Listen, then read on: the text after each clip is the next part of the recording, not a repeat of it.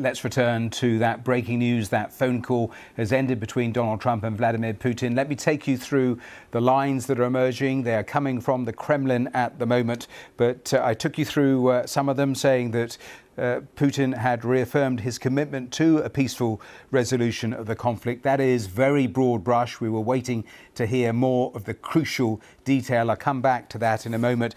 But also the Kremlin making the point Ukraine and Russia would agree to swap 175 prisoners of war, and Donald Trump and Vladimir Putin agreed to stay in contact. Now, in terms of the context of any potential ceasefire initiative, the Kremlin saying, in that context, Vladimir Putin has said there must be a stop to Ukrainian mobilization and the arming of Ukraine. And that is very, very clearly a condition, exactly the sort of thing that EU officials are warning against. Alexander Stubb, who is the president of Finland, he was on the programme a couple of hours ago. I asked him directly about that point because it had been floated that that may be one of the conditions that the Russian president would set, and he has done exactly that according to the Kremlin. I'll repeat it because it is very important here.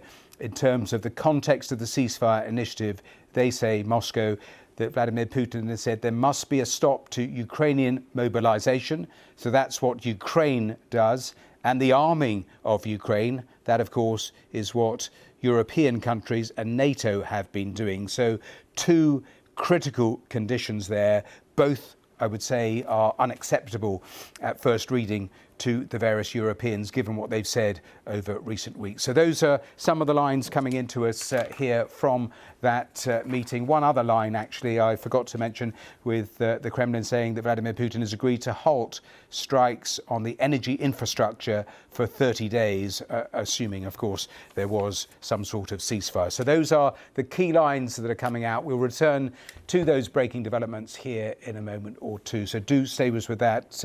And of course, head to the BBC Live page, and all those new lines are coming in all the time.